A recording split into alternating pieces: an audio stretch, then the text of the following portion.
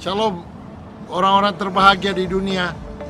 Full Gospel Businessman Fellowship International atau FGB MFI adalah sebuah organisasi yang didirikan oleh Demos Sakarian pada tahun 1952 untuk menjangkau orang-orang agar kembali kepada keluarga, bisnis, karir, dan Tuhan. Ladies and gentlemen, nothing could give me greater pleasure than to be able to pay tribute to you, the members of the Full Gospel Businessmen's Fellowship. You have become the largest layman's organization in the world. I want you to know how much we really appreciate you. You're very special because the work that you're doing in the chapter, the testimonies you're giving. I'm Mario Garcia Olvera. I'm the International President of the Full Gospel Businessmen Fellowship International. As a businessman, I have a lot of good things around my life right now. I'm trying to share that with you, and I want to welcome you to the fellowship and ask you to be part of this great fellowship. FGB MFI Indonesia dimulai tahun 1976 dan berkembang hingga berbagai kota di Indonesia dan telah banyak memberkati keluarga. Saya Ardian Kristanto menyambut kedatangan Anda di dalam wadah ini. Anda akan bertemu dengan begitu banyak para pengusaha di Indonesia yang memiliki integritas yang tinggi. Kiranya melalui wadah ini, kehidupan Anda, kehidupan keluarga, bisnis, dan pelayanan Anda bisa menjadi berkat bagi begitu banyak orang yang membutuhkan. Ladies of the Fellowship adalah wadah kaum wanita di bawah naungan FGB MFI. Ayo para FGB Men, ajak istrimu untuk bergabung bersama-sama di wadah Ladies of the Fellowship atau LOF. Di wadah ini kita seperti masuk ke dalam sebuah bengkel. Kita di dalam dipoles, diperbaiki, dipulihkan sehingga ketika kita siap untuk pergi, siap untuk melayani, dan siap memberi dampak bagi bangsa dan negara ini. FGB MFI merupakan organisasi yang sangat tepat buat kita semua para pengusaha muda. Baik Anda yang datang dari kalangan profesional maupun entrepreneur, dengan memiliki lebih dari 8.000 member pengusaha di seluruh Indonesia maupun 80.000 para pengusaha member yang tersebar di lebih dari 130 negara di seluruh dunia. Anda dapat memperluas network Anda di dalam dunia bisnis melalui wadah ini. Menampingi perjalanan organisasi ini dengan kesaksian pria-pria dan wanita yang memberikan inspirasi bagi kehidupan masa kini. MFI Indonesia berpartner dengan pertama Palang Merah Indonesia mengadakan donor darah secara rutin.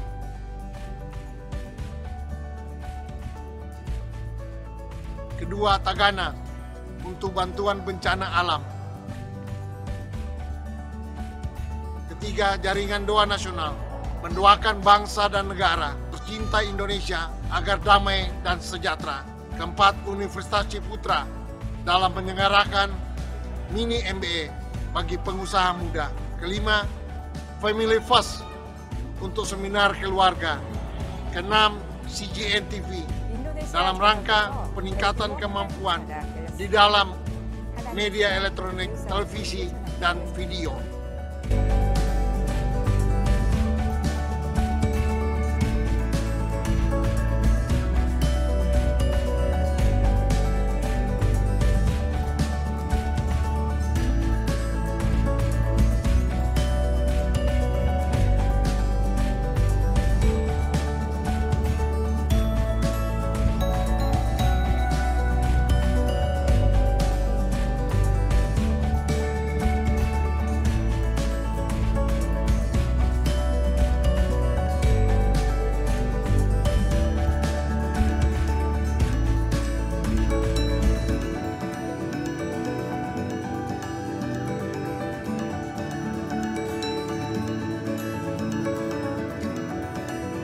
Informasi selengkapnya kunjungi website kami.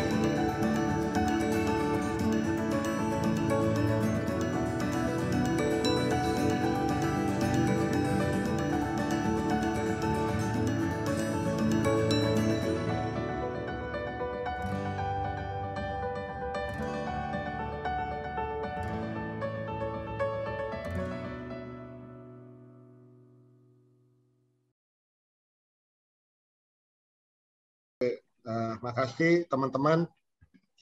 Pada sebelum saya sampaikan kepada Pak Ustadz, mungkin ada yang mau ingin bersaksi tentang apa yang Tuhan sedang kerjakan di dalam kehidupan saudara-saudara selama seminggu terakhir. Silakan, karena saya yakin banyak banget ya kejadian-kejadian dalam seminggu terakhir ini ya. Contohnya misalnya saya terakhir-terakhir ini menemukan bahwa ternyata agama itu mempunyai dua muka. Dua muka, yaitu kita harus berhati-hati. Agama itu harusnya menjadi penuntun bagi kita, bukannya mencelakakan kita gitu. Itu yang saya dapatkan dalam satu minggu terakhir ini. Mungkin ada teman-teman yang lain yang ingin menyampaikan sebelum saya sampaikan Pak Ustadz. Biasanya karena kita full gospel itu kekuatan kita di kesaksian, saudara. Kita kesaksian, kita menceritakan pengalaman atau impresi yang kita dapatkan dalam kehidupan kita sehari-hari. Silakan kalau ada yang ingin menyampaikan kesaksiannya dalam minggu ini. Welcome Pak Billy Chandra. Kalau pengalaman, silakan Wan. Kalau pengalaman waktu pertama kali ada COVID, boleh nggak? Boleh. Boleh ya? Boleh. Ya. Iya. Sharing aja saya.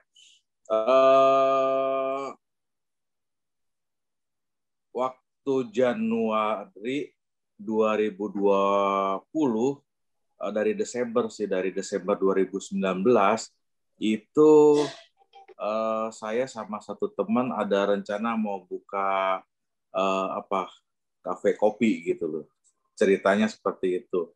Jadi kita keliling, ketemulah sama barista. Ada 3 orang barista yang kita mau rekrut. Terus tempatnya di mana? Tempatnya yang dekat rumah si barista itu, biar bisa 24 jam gitu loh. Akhirnya dapatlah di Jalan Mardani Raya, itu Cempaka Putih Tengah. Gitu loh.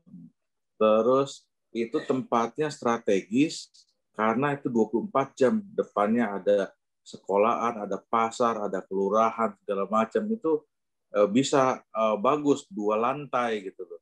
Saya sama teman saya ini bilang, oh ini aja yang kita mau kontrak. Tapi saya bilang tempatnya bagus, buat ke depan bagus, saya bilang begitu. Akhirnya nggak usah dikontrak. Kalau Tuhan mengizinkan, saya bilang, boleh nggak orangnya mau dibeli tempatnya, bukan dikontrakin gitu loh. Ceritanya seperti itu. Akhirnya ya sudah, kalau emang seperti itu, kita udah cari tempat seperti itu, udah. Nah itu kira-kira kita dapat tempatnya Februari awal. Jadi kita sepakat, terus saya sama teman saya minta tolong sama barista itu hubungin pemiliknya. Udah dapat pemiliknya. Oh nanti kita mau ketemu atau segala macam. Oke. Terus kemarinnya ditunggu-tunggu pemiliknya, kok diteleponnya susah gitu loh. Diteleponnya susah segala macam gitu loh. Padahal saya sama teman saya kira-kira kita mau ya investasinya nggak tinggi-tinggi banget. Berdua itu dua setengah udah 500, sama renov segala macam itu kira-kira 1,5, belum beli rumahnya gitu loh. Kira-kira seperti itu. Ini kan pikiran saya gitu, pikiran manusia. Akhirnya terus diteleponin pemiliknya, terus mau ketemu apa segala macam, nggak bisa malahan. Sampai terakhir awal tanggal 5 pertengahan Maret itu udah mulai ada COVID begitu, nggak bisa dihubungi. Saya bilang ya udah nggak usah deh. Waduh, saya pas sharing gini sama teman saya, waduh, Tuhan baik ya gitu loh. Kenapa? Kalau umpamanya ketemu sama pemiliknya, kita pasti nggak bisa buka kopi. Siapa yang mau nongkrong di kopi lagi COVID? Gitu loh. Jadi mungkin kita habis-habisan, duitnya juga nggak bisa kepake apa segala macem gitu loh. Saya bersyukur ada beberapa teman saya di wadah ini, Full Gospel ini, selalu bantu doain kita gitu loh, supaya semuanya bagus, semuanya baik gitu loh. Akhirnya ya saya bersyukur Tuhan baik gitu loh. Kalau enggak, duit kita habis-habisan di situ, nggak ada artinya sama sekali karena udah nggak bisa dipakai. Itu dari 15 Maret 2020 sampai sekarang nggak bisa kepake juga gitu. Dan kebetulan barista yang kita mau pakai itu 3 orang belum resign juga dari tempatnya kerja gitu loh. Akhirnya sekarang tempatnya kerja itu juga tutup, nggak bisa kerja, mereka yang bayar pesangonnya segala macam gitu loh. Itulah kebaikan Tuhan buat saya dan teman saya gitu loh. Jadi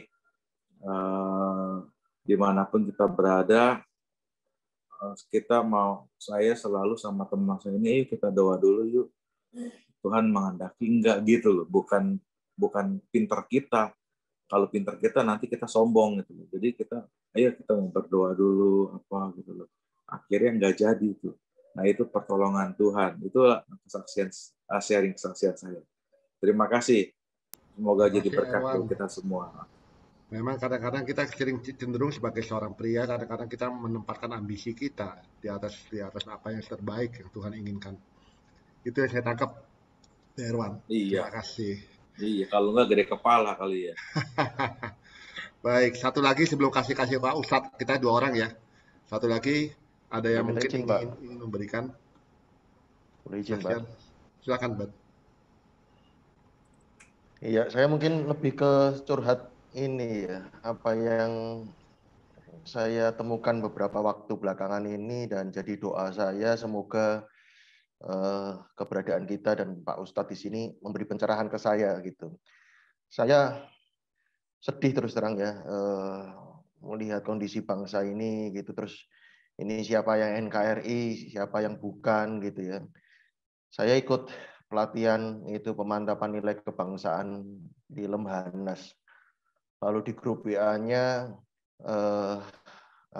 ketika kapan hari yang ada anak muda yang diberitakan awalnya di Malaysia menghina Indonesia Raya gitu, langsung komentarnya bunuh, habisi begitu.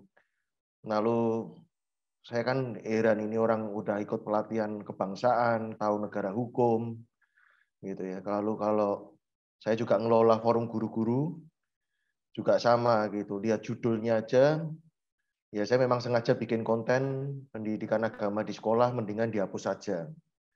Nah, itu orang nggak dengerin, orang nggak lihat kesimpulan saya apa, langsung sudah ini di bumi hanguskan saja, orang tuanya dimusnahkan saja. Ya kasar-kasar begitu, ini pendidik gitu. Lalu saya beberapa waktu lalu sempat mau direkrut. Jadi sekarang ini di Kemenhan lagi kenceng-kencengnya soal bela negara. Banyak ormas berbondong-bondong daftar ormas baru tentang kader bela negara. Ketika ada rakor di Kemenhan Jakarta bersamaan dengan itu, yang situasi itu tembak-tembakan teroris di Mabes. Nggak ada komentar sama sekali, postingannya foto-foto bersama di kantor gitu. Jadi empati, rasa apa ya, dengan cinta bangsanya ini kemana gitu ya. Lalu di grup-grup gitu, begitu saya bingung ini NKRI beneran merah putih atau abu-abu gitu ya. Lalu terakhir ini saya masih sekarang ini masih menjalani sampai Juli. Nanti saya ikut kelas pemikiran Gus Dur, kelas pemikiran Gus Dur di jaringan Gus Durian. Nah, jaringan Gus Duriannya nggak salah, bagus, keren ya kelas pemikirannya. Tapi saya terkejut ketika saya ikut di suatu acara, lalu ada anak muda baru kuliah semester awal di Semarang, tinggalnya di Pati, asalnya di Pati, yang ngaku kalau sampai SMA dia nggak tahu kalau Indonesia itu beragam. Itu membuat saya kaget, shock gitu ya. Maksudnya tuh selama ini diajarin apa gitu. Di sekolah buku pelajaran kan ada Indonesia atau YouTube atau apa, atau saking bayangan kita mungkin yang terpencil di Jawa ini, mungkin bayangan kita ada sinyal semua gitu ya. Nah ini nggak tahu sama sekali. Nah, yang kemarin bersyukur ada satu orang yang juga di Gus Durian Ciputat, yang satu anak muda yang berkata, yang memang anonim, tapi dia berkata tujuan saya ikut ini untuk meredam sifat ekstremis dalam diri saya. Nah ini kan anak-anak muda gitu ya. Jangan jauh-jauh soal ideologi gitu ya. Tapi apa namanya? Kondisi seperti ini dari jalur kita mau mengharapkan yang mana ini, angkatan bersenjata istilahnya yang di lembaga pertahanan nasional aja didiemin, lalu pendidik, lalu anak muda, gitu. Situasi yang membuat saya karena saya tuh terus terang sejak tahun 2012 ketika hampir ketemu Pak Vincent itu, saya terus terang nangis terus tiap hari waktu itu 2012 ketika saya ketemu Kwik Yangi, lalu dalam satu acara dia ditanya, ada satu anak muda bertanya, masih ada harapan nggak untuk Indonesia? Lalu Kwik Yangi itu bilang tidak ada waktu itu. Sehingga saya sempat ngapain aku lahir, ya maaf kata kalau istilahnya Kristen itu, kenapa ada gereja banyak gitu ya? Ada saya, ada maksudnya kita orang Kristen ada di Indonesia juga. Ya, waktu itu saya berpikir dari sisi keyakinan saya gini, Tuhan saya hidup nggak sih? Tuhan saya ini ketika saya berdoa mendengar nggak sih gitu? Hanya untuk supaya Kwik Yangi ngomong ada harapan aja untuk Indonesia, masa nggak bisa sih? Itu masa gereja-gereja, keberadaan gereja di Indonesia ini yang banyak gitu tidak bisa memberi sebuah harapan baik buat Indonesia. Itu aja mungkin bukan suratan yang bukan kesaksian yang gimana, mungkin jadi apa ya bahan doa atau mungkin diskusi kita malam hari ini. Terima kasih Pak Vincent. Terima kasih buat saya kira kita juga mempunyai konsen yang sama ya. Soalnya kadang-kadang agama itu saya juga percaya sebenarnya bukan ranah daripada pendidikan tapi ranah daripada keluarga. Tapi anyway, nanti kita tanya sama pakarnya aja Pak. Oke, supaya tanpa berpanjang lebar karena acara ini akan ada question and answer setelah Pak Ustadz menyampaikan.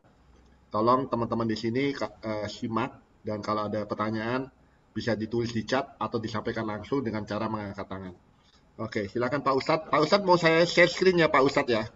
Ya Pak. Ya, udah Pak. Sudah Pak. Oke. Sudah saya izinkan Pak. Silakan Pak Ustadz.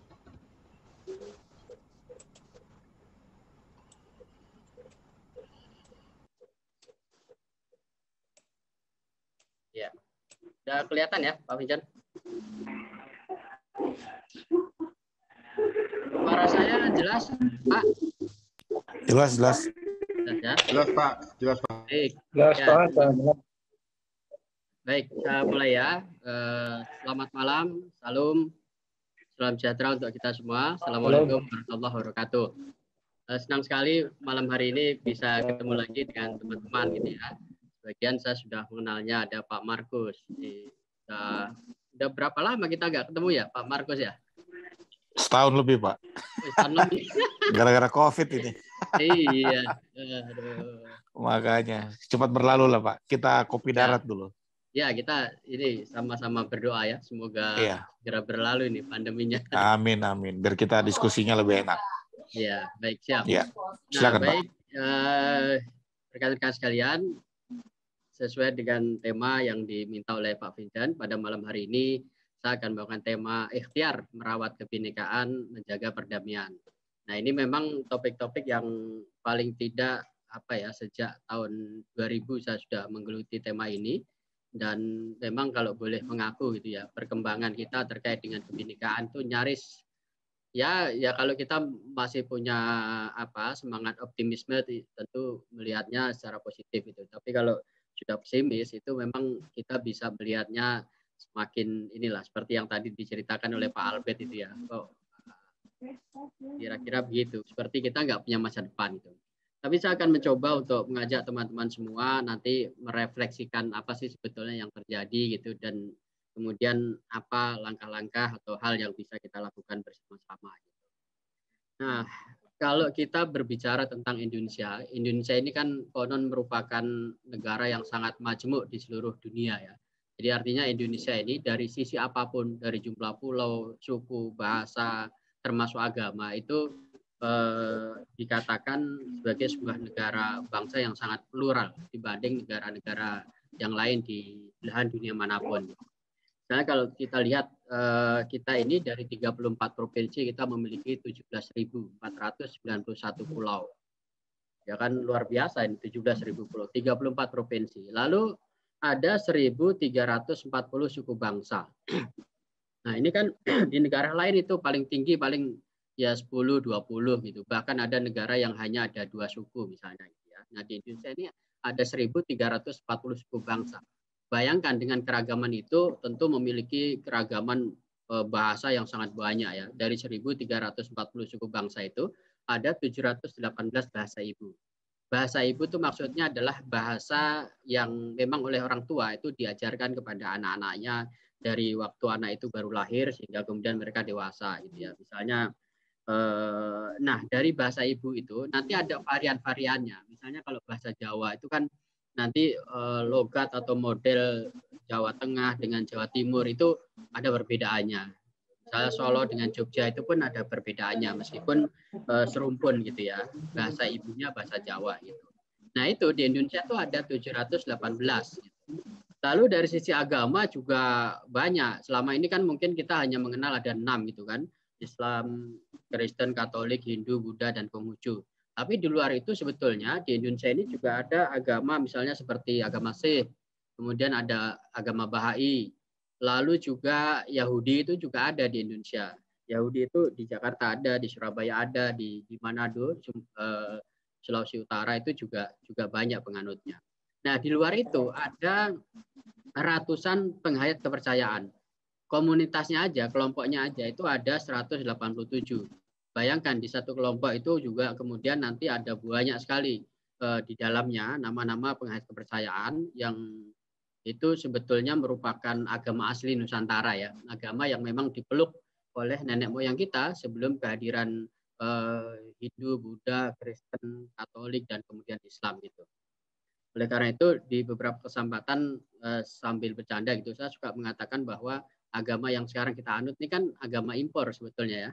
Sementara agama asli Nusantara itu ya penghayat kepercayaan. Di dalamnya nanti ada kejawen, parmalim, gema perjalanan, keharingan, dan sebagainya. Itu banyak sekali tersebar di berbagai daerah di Indonesia.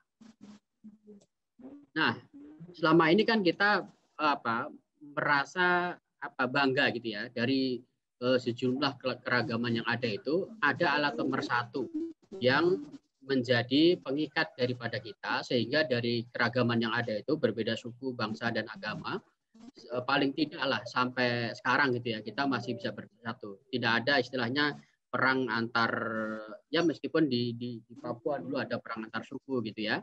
Atau misalnya kalau di Kalimantan tuh perang antar etnis Madura dengan Dayak misalnya. Tapi itu kan tidak masif dalam arti dia selalu bisa diselesaikan gitu. Nah itu karena kita punya Pancasila. Nah Pancasila inilah yang menjadi pemersatu. Dan ini menurut saya merupakan Pancasila itu enggak sekedar filosofi, tetapi juga bagi saya itu hadiah terbesar yang diwariskan oleh para pendiri bangsa kita ini. Dan yang merumuskan Pancasila itu kan tokoh-tokoh agama sebetulnya. Tokoh-tokoh agama yang memberikan spirit kepada Soekarno-Hatta sehingga kemudian dirumuskanlah dalam bentuk 5 Pancasila itu gitu. Nah, oleh karena itu kan beberapa tahun yang lalu anggota parlemen atau DPR dari Afghanistan itu kan studi banding ya ke Senayan gitu. Karena mereka sebetulnya sudah lelah karena tiap hari ada perang gitu. Termasuk juga saudara-saudara kita di Irak, Iran karena adanya ISIS gitu ya.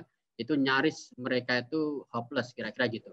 Karena itu sebagian besar dari mereka kan eksodus mencari suaka ke negara-negara lain, diantaranya termasuk di Indonesia gitu. Nah lalu anggota DPR yang dari sana tuh mendengar ada negeri bernama Indonesia dengan keragaman yang ada, tetapi bisa bersatu. Nah pertanyaan utama mereka waktu tiba di Senayan itu apa yang menjadi rahasia Indonesia itu bisa bersatu sedemikian rupa? Maka lalu dijawabkan oleh anggota DPR kita ya Pancasila gitu. Nah dari situlah kemudian mereka belajar banyak tentang Pancasila yang akan digunakan oleh mereka untuk mempersatukan rakyat mereka yang sudah dipecah belah oleh penjajah dari mereka sendiri itu. Nah berikutnya adalah gini, saya kira kita semua tahu ya bahwa perbedaan itu sebetulnya selama ini paling tidak pada saat Indonesia belum menjadi sebuah negara dan merupakan kita masih dijajah oleh bangsa penjajah dari mulai Belanda, Jepang dan sebagainya gitu ya. Lalu kemudian kenapa kita bersatu? Justru karena dari keberagaman yang kita miliki gitu. Masing-masing keberbagian, masing-masing suku itu kan memiliki kekuatan gitu ya. Nah, itulah yang sesungguhnya modal utama kita kenapa sampai hari ini kita masih kuat dalam artian tidak terpecah belah kira-kira gitu. Nah, menurut saya itu adalah perbedaan yang ada. Jadi kalau kita mau memandang secara positif, perbedaan itu bisa menjadi kekuatan bagi kita. Nah, inilah seperti yang saya contohkan di gambar ini ya. Saya menyajikan gedung-gedung tertinggi yang ada di dunia. Nah, kenapa dia bisa berdiri kokoh? Nah, ini sering saya sampaikan di berbagai kesempatan, ya karena gedung-gedung ini dibangun dari beragam material yang berbeda. Nah, itulah kunci yang untuk dia gitu. Dia tidak hanya dibangun dari satu material saja, ada besi, kayu, pasir, semen dan sebagainya kan gitu. Nah, inilah yang membuat gedung pencakar langit ini itu bisa berdiri kokoh, tegak, menjulang tinggi beratus-ratus lantai. Nah, saya kira Indonesia kenapa kita bisa membuat menjadi NKRI menjadi satu sampai hari ini ya karena dari perbedaan yang ada itu. Oleh karena itu seharusnya kita menjadikan perbedaan itu sebagai anugerah gitu ya. Karena itu juga sebuah keniscayaan. Kalau dalam Islam itu sunatullah gitu. Jadi perbedaan itu sesuatu yang given, yang diberikan sebagai anugerah dari Yang Maha Kuasa. Jadi kalau ada orang atau sekelompok orang yang mengingkari perbedaan itu atau mereka bermimpi untuk menjadikan Indonesia itu menjadi satu warna, ya menurut saya itu mengingkari sunatullah gitu, mengingkari apa yang sudah diberikan oleh Tuhan sebagai rahmat bagi kita gitu. Lalu berikutnya, perbedaan juga sejatinya bisa memunculkan sebuah keindahan, persis seperti gambar taman yang saya tampilkan ini ya. Ini ada di Indonesia nih, bukan di mancanegara. Dan di Indonesia banyak kayak gini. Taman ini kan indah karena ditanami dengan beragam jenis tanaman, beragam jenis pohon kan gitu. Kalau hanya satu jenis saja, ya mungkin di hari pertama, kedua kita masih enak melihatnya. Tapi seterusnya kan ngebosenin kan gitu. Nah, oleh karena itu perbedaan yang ada di antara kita itu juga bukan keindahan sebetulnya kalau kita bisa menikmatinya gitu. Nah, hanya persoalannya adalah saat ini kita mendapatkan sejumlah tantangan lah. Kebinekaan kita ini banyak mendapatkan tantangan. Di antaranya ya sebetulnya banyak, tapi kalau saya ringkas kira-kira ini pangkal persoalan yang terkait dengan kebinekaan kita. Pertama itu adalah intoleransi gitu ya. Intoleransi ini karena masih banyak di antara kita yang sulit menerima keberadaan orang lain yang berbeda, sehingga kemudian mereka tidak toleran terhadap keberadaan orang lain yang berbeda itu. Entah karena berbeda suku dan terutama berbeda agama, kalau yang sering terjadi di sekeliling kita ini. Nah, dari sikap intoleransi itulah yang kemudian nantinya ini bisa meningkat menjadi tindakan diskriminatif. Jadi diskriminasi itu muncul karena pada mulanya sikap tidak toleran terhadap orang lain yang berbeda. Inilah yang mengantarkan orang-orang yang tidak toleran itu kemudian tidak segan-segan untuk melakukan diskriminasi terhadap orang lain yang berbeda dengannya. Nah, dari diskriminasi itu kemudian bisa meningkat nanti menjadi tindakan yang ekstrim atau radikal. Jadi radikalisme itu buahnya adalah pertama itu intoleransi, lalu dari intoleransi itu kemudian membuat orang bisa melakukan diskriminasi, dari situ lalu tidak enggan untuk melakukan tindakan yang radikal. Nah, kalau orang sudah sampai pada tingkat radikal, maka dia akan mudah lagi untuk terjerembab dalam aksi-aksi terorisme. Nah, inilah sebagaimana survei yang beberapa tahun yang lalu dipaparkan oleh Wahid Foundation ya gitu. Nah, terorisme inilah yang beberapa minggu yang lalu kita masih bisa merasakan, dan yang menarik itu adalah keterlibatan perempuan, pasangan gitu ya, dan juga anak seperti sebelumnya di Surabaya. Itu juga menjadi fenomena baru yang saat ini penting juga untuk kita cermati. Kenapa mereka bisa begitu mudah terlibat gitu. Nah, konon katanya memang media sosial kita tuh menyajikan apa aja, termasuk tidak hanya dari sisi ideologi, tetapi bagaimana para teroris itu bisa merakit bom itu juga belajar dari media sosial. Nah, ini menariknya sebetulnya. Nah, lalu beberapa hari lalu, ini belum lama nih ya, ada rilis survei riset yang dikeluarkan oleh Setara Institute di masa pandemi ini ternyata menyuburkan banyak tindakan intoleransi. Paling tidak temuan setara itu ada 24 rumah ibadah mengalami gangguan gitu ya. Nah, jumlahnya itu ada 14 masjid. Nah, biasanya selama ini kan kita biasanya gereja ya. Gereja itu hanya 7. Nah, masjid ini biasanya yang menimpa teman-teman ini, rekan-rekan sekalian. Masjid yang dimiliki oleh teman-teman Ahmadiyah dan Syiah itu yang sering mendapatkan ini ya, gangguan. Dan itu dari teman-teman Muslim sendiri gitu. Karena mereka dianggap sesat, dianggap tidak sesuai dengan akidah misalnya Ahlussunnah wal Jamaah dan sebagainya. Nah, karena itu di masa pandemi itu ternyata yang terbanyak itu masjid yang mendapatkan gangguan dari kelompok lain yang berbeda. Lalu ada 7 gereja, 1 pura, 1 wihara, dan 1 kelenteng. Lalu kemudian ada 180 peristiwa pelanggaran kebebasan beragama dan berkeyakinan. Lalu di antara itu ada 422 tindakan. Nah, dari 422 tindakan itu 238 itu dilakukan oleh aktor negara gitu ya. Jadi justru tindakan pelanggaran kebebasan beragama itu malah paling banyak dilakukan itu oleh aktor negara, aparat biasanya, aparat pemerintah gitu ya. Lalu misalnya seperti pemerintah daerah dan juga kepolisian. Nah, yang terjadi. Nah, 184 diantaranya itu dilakukan oleh aktor non-negara. Nah, biasanya kelompok-kelompok ini yang kita sering menyebutnya dengan kelompok radikal, gitu ya, yang mengganggu kelompok lain yang dianggap sesat atau tidak benar. Kemudian juga hampir dalam waktu yang bersamaan, ini ada riset juga yang dilakukan oleh Indonesian Presidential Studies kerjasama dengan Universitas Gadjah Mada melalui pusat studi Pancasilanya. Ini juga menarik untuk kita cermati bersama-sama. Ini terkait dengan Pancasila. Nah, dari survei mereka itu menghasilkan poin-poin seperti ini. Pertama, mayoritas masyarakat Indonesia itu ada 96% itu mereka masih menyatakan setuju atau sangat setuju dengan pandangan bahwa Pancasila adalah ideologi NKRI yang dapat digunakan untuk menentukan identitas bangsa Indonesia. Jadi angkanya masih tinggi lah gitu ya. Tapi, nah ini ada tapinya, 63,5% masyarakat juga sangat setuju dengan pandangan bahwa Pancasila merupakan ideologi untuk mewujudkan negara bangsa Indonesia yang religius berdasarkan agama mayoritas atau Islam. Gitu. Jadi dari 90,6% itu ada 63,5 mereka setuju Pancasila itu jadi dasar negara gitu ya, tapi basisnya harus syariat Islam, kira-kira gitulah. Lalu berarti demikian jumlah masyarakat yang menolak atau tidak setuju dengan pandangan yang kedua tersebut besar. Jadi kan saja yang menolak pandangan yang angkanya ada 63,5% itu ada 26,8% itu yang menolak pandangan mereka. Jadi kalau Pancasila ya Pancasila, jadi tidak harus berdasarkan agama tertentu, kira-kira gitu. Kemudian temuan lain adalah data survei juga menunjukkan bahwa mereka yang berusia 50 tahun ke atas itu cenderung lebih sedikit yang mendukung pandangan bahwa Pancasila adalah ideologi untuk mewujudkan negara bangsa Indonesia yang berbasis agama mayoritas atau Islam dibandingkan dengan mereka yang berusia di bawah 50 tahun. Lalu berikutnya mereka yang berusia di bawah 30 tahun itu ternyata mendukung pandangan ini jumlahnya lebih besar dibandingkan dengan mereka yang berusia di atasnya yang mendukung pandangan ini.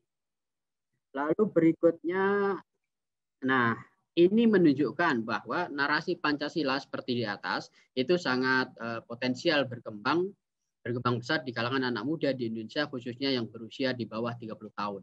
Jadi anak-anak di bawah 30 tahun itu ya ternyata mereka masih punya ini ya pandangan atau komitmen terhadap Pancasila sebagai ideologi untuk mewujudkan negara bangsa Indonesia yang berbasis agama mayoritas. Nah ini tidak terlepas dari ini peranan media sosial yang secara masif juga mengkampanyekan bagaimana kita karena sebagian mayoritas umat Islam maka mereka mengkampanyekan semua basis ideologi itu termasuk Pancasila ya harus lebih banyak mengacu pada syariat Islam kira-kira gitu. Nah ini peringatannya dari riset ini nih. Mereka memberikan catatan ya terutama yang ditujukan oleh Kemendikbud perlu untuk mengantisipasi dengan penguatan pendidikan karakter kebangsaan di berbagai perguruan tinggi di Indonesia untuk merespon perkembangan tersebut. Gitu. Nah, ini linear sebetulnya dengan riset yang dilakukan oleh PPIM UIN Syarif Hidayatullah tahun lalu, bahwa ternyata pandangan intoleransi radikalisme itu sudah menyasar di kalangan pelajar, terutama SMP dan SMA. Nah, itu yang cukup memprihatinkan. Nah, kalau kita bandingkan riset yang dirilis oleh PPIM UIN tahun lalu dengan temuan IPS kemarin itu, belum ada perubahan dan justru malah semakin bertambah, kira-kira gitu. Nah, ini perbedaannya gini, masyarakat yang hidup di daerah yang memberlakukan perda daerah dengan yang tidak, gitu ya. Baik di provinsi yang sedang atau pernah memiliki atau menerapkan perda syariah, misalnya di Aceh, Sumatera Selatan, Sumbar, Riau, Bengkulu, Gorontalo, dan lain-lain gitu ya. Dan provinsi-provinsi luar kategori ini, mereka yang menolak pandangan bahwa Pancasila merupakan ideologi untuk mewujudkan negara Indonesia yang religius berdasarkan agama mayoritas atau Islam, jumlah mereka cukup besar. Nah, ini catatannya. Namun, gitu ya, mereka yang tidak tinggal di provinsi-provinsi perda syariah yang mendukung pandangan tersebut, jumlahnya lebih besar 34,1% dibandingkan dengan mereka yang tinggal di luar provinsi-provinsi tersebut. Jadi jadi gini, ini maksudnya adalah mereka yang tinggal di daerah yang menerapkan perda syariah itu lebih banyak mendukung terhadap Pancasila syar'i, katalah gitu ya, saya katakan begitu, Pancasila yang berbasis pada ajaran atau syariat Islam gitu. Tapi yang tinggal di luar daerah yang tidak menerapkan perda syariah itu lebih sedikit pendukungnya terhadap Pancasila yang bersyariah. Gitu.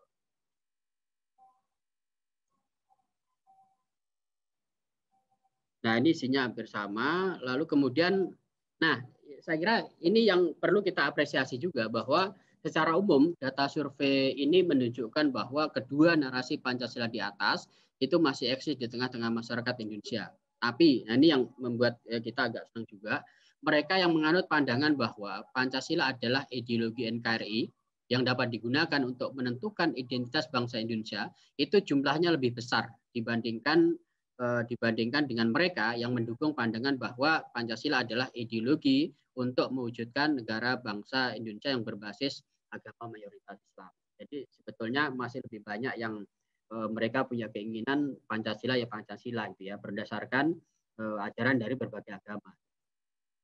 Nah, lalu temuan yang menarik berikutnya itu gini, mereka masih meyakini, sebagian besar masyarakat Indonesia itu meyakini, ini ada di poin terakhir, bahwa Pancasila itu masih dapat digunakan sebagai ideologi negara yang dapat digunakan untuk membangun Indonesia 1 abad ke depan.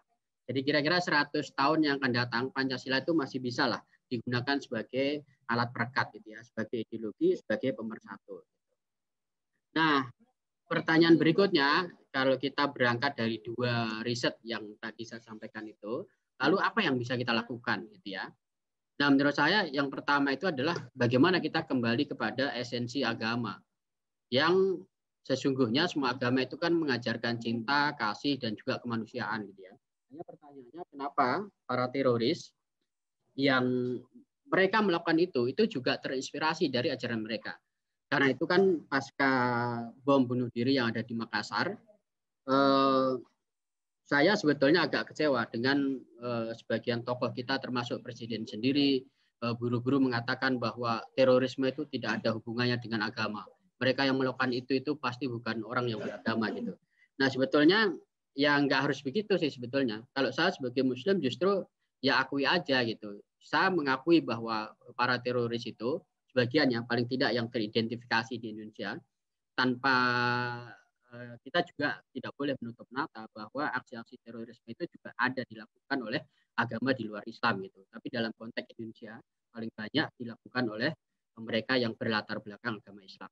Nah, menurut saya itu dulu yang kita akui, bahwa kemudian pandangan mereka berbeda dengan pandangan kita. Nah, itu soal lain. Artinya kan ada sesuatu yang keliru terkait dengan dogma, doktrin agama, meskipun sama-sama Islam, tapi ketika pemahaman itu tiba di tangan kita masing-masing, itu bisa berbeda sudut pandangnya, sehingga kemudian implementasi atau aksi dari keyakinan itu bisa berbeda. Nah, oleh karena itu menurut saya ya kita mesti kembali kepada esensi agama, bahwa agama itu mengajarkan cinta, kasih, dan juga kemanusiaan. Lalu yang kedua menurut saya adalah perbanyak ruang perjumpaan. Ya, saya kira seperti pertemuan inilah yang digagas oleh Pak Vincent dan teman-teman. Saya kira itu menjadi penting gitu ya, karena supaya antar kita itu bisa saling mengenal. Nah, itu kan mulanya dilakukan dengan cara saling jumpa kan gitu. Menurut saya intoleransi itu bisa muncul karena masing-masing orang, masing-masing kelompok, seperti tadi Pak Albert ya yang menceritakan ada seorang siswa SMA itu nyaris nggak tahu bahwa Indonesia itu beragam. Nah, itu kan menurut saya ya itu banyak Pak sebetulnya Pak orang kayak gitu Pak. Kan misalnya bayangkan kalau mereka dari kecil kayak saya dulu ya, itu dari kecil itu nyaris nggak pernah sekolah di sekolah umum. Sekolahnya di sekolah madrasah, maka ketemunya ya dengan orang Islam gitu ya. Lalu di pesantren dari SMP SMA sanawiyah aliyah kan nyaris Pak kita nggak bergaul dengan orang lain yang berbeda gitu kan. Nah, itulah yang memang kalau saya bisa memaklumi bahwa ada orang itu yang gagap menerima perbedaan karena mereka nggak pernah melihat orang lain yang berbeda. Taunya itu ya gini, mungkin dia tahu bahwa ada orang di luar Islam, tapi mereka pasti menganggap bahwa itu yang sangat minoritas, kira-kira gitulah. Yang mayoritas penduduk Indonesia itu ya Islam, kira-kira gitu. Sehingga keberadaan orang lain di luar Islam itu dianggapnya apa ya? Bukan dianggap nggak ada, tapi dianggapnya tidak terlalu ini. Ya dianggap sebagai kelas kedua dan sebagainya. Nah, itu tidak terlepas dari buah pendidikan yang disampaikan secara dogmatis gitu, secara eksklusif gitu. Nah, lalu dari ruang perjumpaan itu kemudian kita juga perlu melakukan atau memperbanyak dialog antar umat beragama. Kan kalau kita bisa saling jumpa seperti ini kan bisa berdialog ya. Karena pasti ada di antara kita pasti saling ada keinginan untuk saling tahu bagaimana dari mulai hal-hal yang sederhana, keseharian sampai nanti menyinggung persoalan keyakinan atau agama. Nah, dari dialog itulah kemudian kita bisa mengarah kepada kerjasama antar umat beragama. Gitu. Dan itu sebetulnya dalam konteks Indonesia sudah dimulai dari tahun akhir 70-an hingga awal 80-an yang diinisiasi dulu oleh Menteri Agama Pak Mukti Ali. Lalu kemudian dilanjutkan oleh almarhum Gus Dur, almarhum Cak Nur, dan angkat beliau yang kemudian diteruskan oleh teman-teman seperti Pak Vincent, seperti teman-teman di beberapa lembaga seperti CRP dan sebagainya. Nah, kenapa saya memaparkan ini ada 4 poin ini? Saya belajar banyak dari Hans Kung sebetulnya. Saya salah satu tokoh penggiat dialog antarumat beragama itu yang paling dikenal ya di dunia interfaith itu adalah Hans Kung. Dia latar belakangnya adalah pastor gitu ya, berkebangsaan Jerman. Dia mengatakan begini, tidak ada perdamaian dunia jika tidak ada perdamaian antarumat beragama. Nah, perdamaian antar umat beragama itu juga tidak akan terwujud jika tidak ada dialog antar umat beragama. Nah, dialog antar umat beragama itu juga nggak mungkin bisa dilakukan kalau masing-masing umat beragama itu tidak memahami ajaran agamanya. Gitu. Jadi Hans Kung itu meyakini bahwa karena semua agama itu mengajarkan cinta, kasih, toleransi, penghargaan, penghormatan terhadap orang lain yang berbeda. Maka kalau masing-masing umat beragama itu punya pemahaman seperti itu, maka nggak ada halangan untuk bisa melakukan dialog bahkan kerjasama gitu. Nah, nanti saya akan membuktikan bahwa semua itu bisa dilakukan gitu ya. Jadi nggak hanya dialog tapi bahkan bisa saling bekerja sama gitu. Nah, ini adalah contoh ruang perjumpaan yang selama ini dilakukan oleh ICRP di mana Pak Vincent juga ada di dalamnya gitu ya. Program-program atau kegiatan yang sering kita lakukan itu salah satunya melalui program Peace Train Indonesia. Peace Train ini merupakan program traveling sebetulnya. Karena yang kita sasar itu adalah orang muda gitu ya. Maka kita ya traveling, jalan-jalan dari Jakarta lalu menuju ke kota lain. Nah, di kota lain itu kita mengunjungi rumah-rumah ibadah atau komunitas yang berbeda. Dan Peace Train ini sampai hari ini sudah dilakukan 11 kali. Terakhir kemarin di Temanggung dan pekan depan tanggal 23 sampai 25 itu Peace Train yang ke-12 yang akan kita laksanakan di Salatiga Salatiga menjadi pilihan kita karena tahun 2020 itu masuk dalam kota paling toleran di seluruh Indonesia. Jadi kita ingin belajar bagaimana mengelola kebinekaan dan juga merawat perdamaian yang ada di kota Salatiga. Dan dalam Pistren yang ke-12 nanti insya Allah akan ada ikut satu mantan pengikut ISIS. Mungkin dulu Bapak-bapak rekan-rekan sekalian pernah mendengar ya, ada seorang gadis, dia mengajak sekeluarganya pergi ke Irak untuk bergabung bersama ISIS. Dan sampai di sana, pada akhirnya dia menyadari bahwa ternyata ISIS itu hanya membajak Islam untuk kepentingan mereka. Gitu. Lalu ada satu mantan napiter juga yang akan ikut di dalam Pistren yang akan datang. Nah, dari ruang perjumpaan itu juga kita melakukan dialog antar umat beragama. Ini melibatkan banyak tokoh-tokoh, tidak hanya orang tua, tapi juga orang-orang muda. Nah, berikutnya dari dialog, kalau sudah kita biasa melakukan itu, berikutnya ya tidak enggan untuk melakukan kerjasama antar umat beragama. Dalam bidang apa? Paling tidak dalam bidang sosial, gitu ya, kemasyarakatan. Itu sangat mungkin bisa dilakukan. Nah, oleh karena itu di masa pandemi itu kita membuka jaringan yang disebut jaringan lintas iman tanggap COVID-19 yang disingkat GIC. Ini gabungan dari berbagai lembaga agama, jadi ada PGI, KWI, NU, Muhammadiyah, KBI, Keluarga Buddhis Indonesia gitu ya. Ya karena kita merasa gini, pandemi ini kan nggak hanya menyasar satu umat beragama aja ya, tapi juga menyasar semua umat beragama. Nah, oleh karena itu tidak ada cara lain kecuali ya kita bergandeng tangan, bergotong royong untuk melakukan kerjasama. Nah, inilah yang disambut baik oleh masyarakat sehingga mereka juga menyalurkan donasinya kepada kita yang kemudian kita salurkan kembali ke masyarakat yang membutuhkan. Nah, kemarin juga waktu terjadi banjir di NTT, kita juga membuka dompet donasi juga dan sudah mendapatkan lumayan juga 100 juta lebih. Kalau yang JS ini hampir total itu hampir 7 miliar yang kita dapatkan kemarin. Dan itu semua sudah kita salurkan. Tinggal yang untuk NTT ini yang belum, tapi pekan depan rencana sudah akan kita salurkan. Nah, ini menunjukkan bahwa semangat gotong royong, semangat kerjasama yang dimiliki oleh kita semua umat beragama itu masih kuat lah, terutama ketika terjadi bencana alam gitu ya. Inilah yang harus kita kembangkan sekaligus menjadi kebanggaan dan kekuatan kita semua. Nah, di luar itu karena di media sekarang ini kan semua ada di dunia maya gitu ya. Dunia maya itu dunia nyata gitu ya. Jadi katakanlah gini, orang kalau nggak punya Facebook, nggak punya Twitter itu kan dianggap nggak ada, kira-kira gitu. Karena kita mengenal aktivitas orang lain itu dari aktivitas kita di media sosial gitu.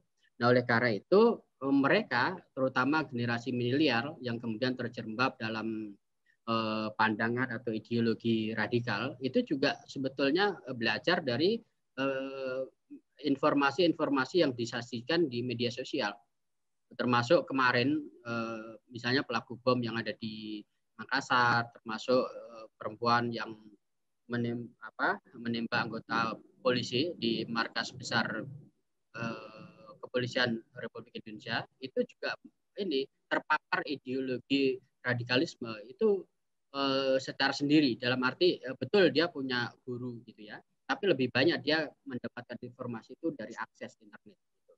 Nah, oleh karena itu kita juga punya ikhtiar untuk kita baru mengembangkan media yang kita namakan Kabar Damai ini dalam rangka untuk menyajikan isu-isu kebinekaan, toleransi, perdamaian secara masif, kira-kira gitu. Kan itu masih jarang ya. Misalnya BNPT itu punya media juga Jalan Damai, tapi juga tidak terlalu masif. Kemudian Wahid Foundation itu websitenya juga jarang diupdate. Lalu juga Setara, meskipun riset-risetnya itu bagus, tapi mereka punya website itu juga ini layamutu walayahya gitu ya, hidup enggan mati tak segan, kira-kira gitu. Inilah yang kemudian membuat kita ini bertekadlah untuk untuk menyajikan kabar damai ini sebagai ruang bagi kita semua untuk menyajikan narasi-narasi positif, narasi-narasi toleransi gitu. Nah, berikutnya saya akan yang materi ini saya sudahi. Nah, saya akan share itu.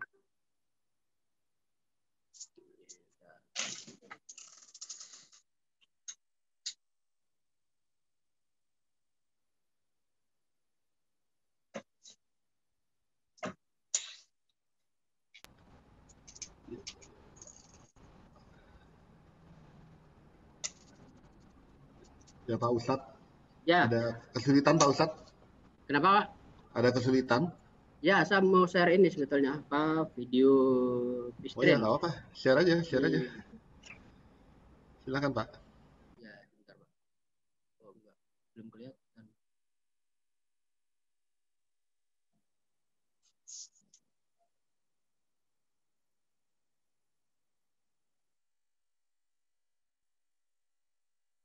Sementara masih nunggu Pak Ustadz lagi cari filenya, mungkin teman-teman nanti tolong siapkan pertanyaan ya.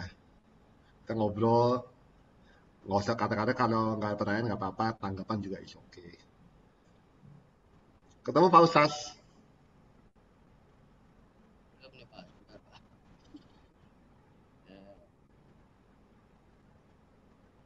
Kan harusnya share screen langsung ke ini. Tadi saya udah siapkan. Udah, ada. Belum. Ada ya.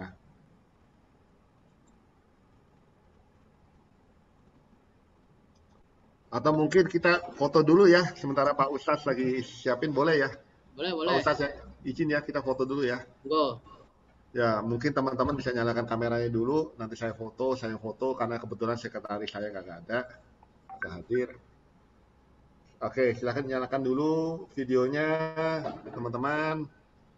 Pak Mas, Pak Andreas, Pak Rio, Pak Michael Cahyadi, silahkan dinyalakan videonya terlebih dahulu. Andreas, sama Rio, Michael, Mas, belum bisa ya? Oke, kalau belum bisa saya potret ya. 1, 2, 3. Oke, makasih. Terima kasih teman-teman. Udah silakan Pak Ustadz, lanjut.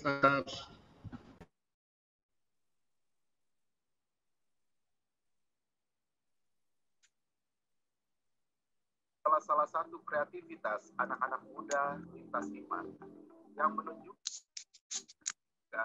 komitmen bersama untuk mengupayakan dunia kedamaian dan keadilan dengan cara selalu lainnya.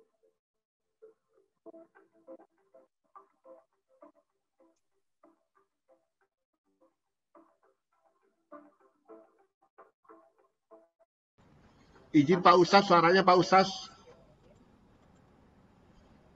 Suaranya kurang ya? Suaranya kecil banget, di mana Pak Ustadz? Bentar.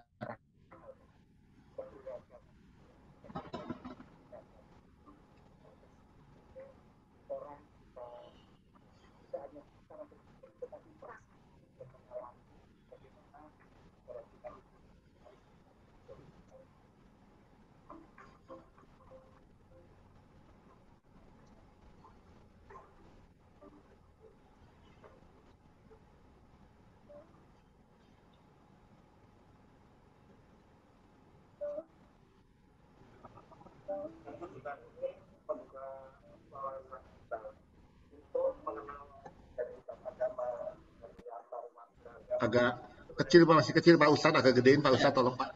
Oh, di sini udah besar sebetulnya. Oke.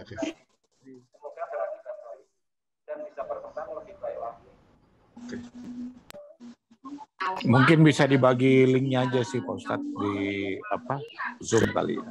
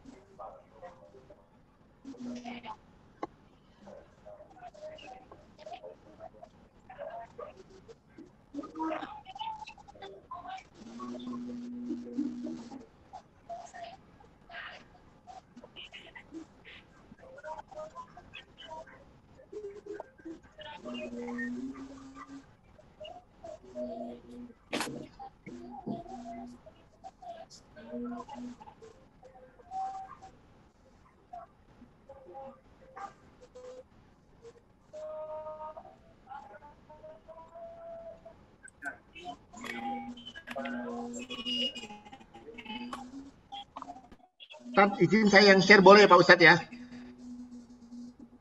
Ya. Saya izin saya yang share. Saya udah ketemu kok linknya. Oke, boleh. Ya, saya izin ya. Bisa itu ya. Bapak matiin dulu supaya kedengaran dari sini katanya lebih bagus. Oke. Oke. Saya izin share di sini ya.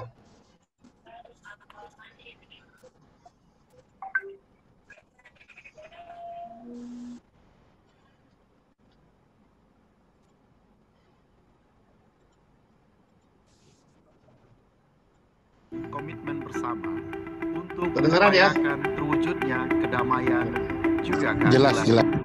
nah kebinekaan bangsa ini.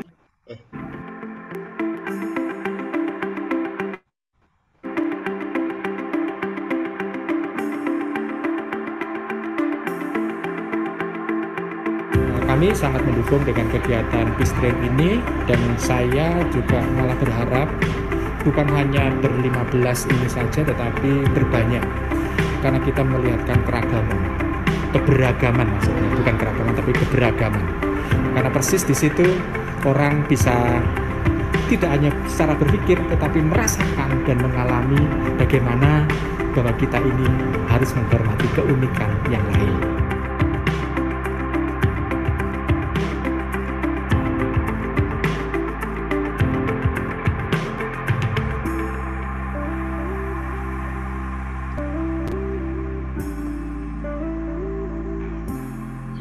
Kunjungan ini membuka wawasan kita untuk mengenal dari lintas agama, dari antarumat beragama, itu menjadi lebih baik lagi.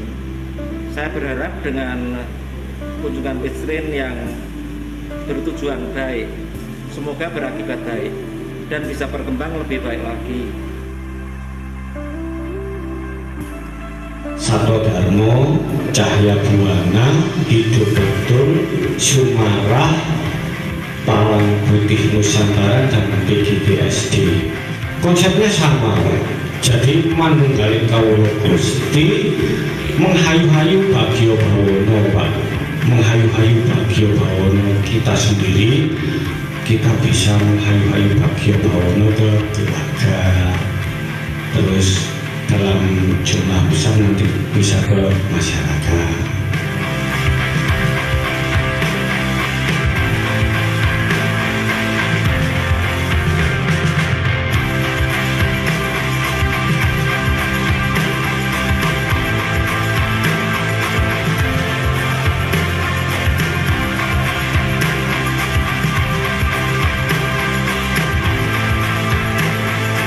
Semacam keadaan sampun sama ngempal, sudah kepercayaan masing-masing, saged dipun damai, kangge negari lan bangsa.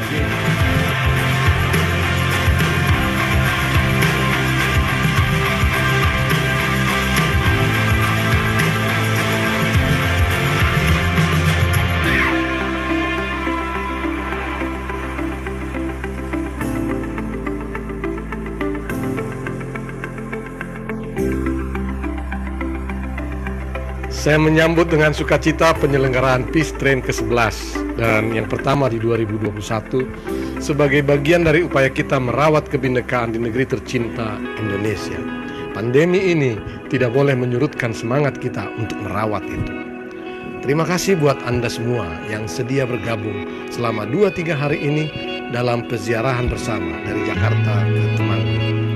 PGI akan terus mendukung gerakan mengembangkan perdamaian antar umat, khususnya oleh kaula muda dari ragam latar belakang tradisi dan agama melalui Peace Train ini.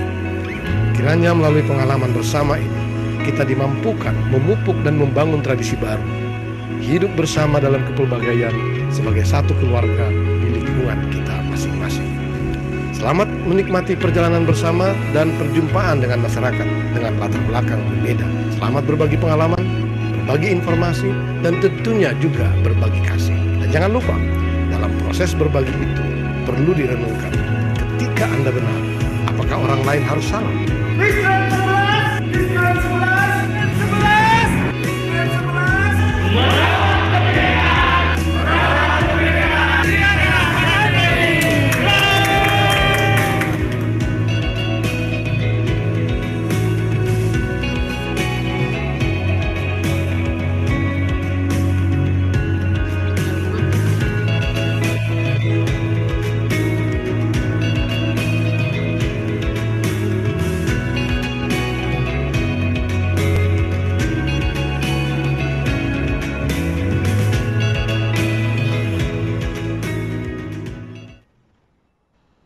Bistrain Indonesia adalah salah satu kreativitas anak-anak.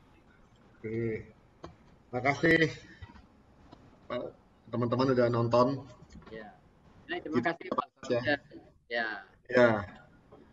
Nah ini memang luar biasa. Saya tuh sampai kaget ya saudara-saudara, teman-teman di sini. Ternyata gerakannya ICRP Indonesia ini kedengeran sampai Eropa.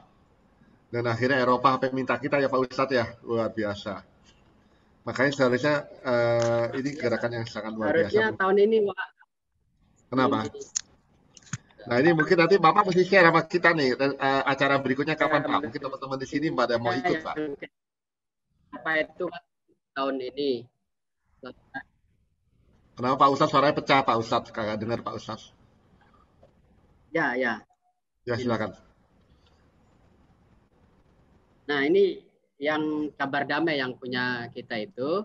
Nah ini menyajikan, ini menu-menunya ada kabar utama, kabar budaya, mimbar agama. Ini isinya suara saya jelas ya Pak? Dengar Pak Ustadz. Ya ada mimbar agama yang diisi ya ini kayak mimbar agama-agama gitu ya. Jadi secara bergantian Islam, Kristen, Katolik, Hindu, Buddha, Konghucu, dan bahkan pengait percayaan. Lalu ada Religipedia, ini isinya juga secara doktrin kitab agama-agama. Ya. Ada kabar milenial, kabar tokoh, kemudian, nah intinya dari semua itu adalah bagaimana kita ingin menjadi media yang menyuarakan secara khusus isu-isu kebinekaan dan perdamaian, termasuk hak asasi manusia ada di situ. Nah ini unggahan hari ini. Nah, ini topik-topiknya.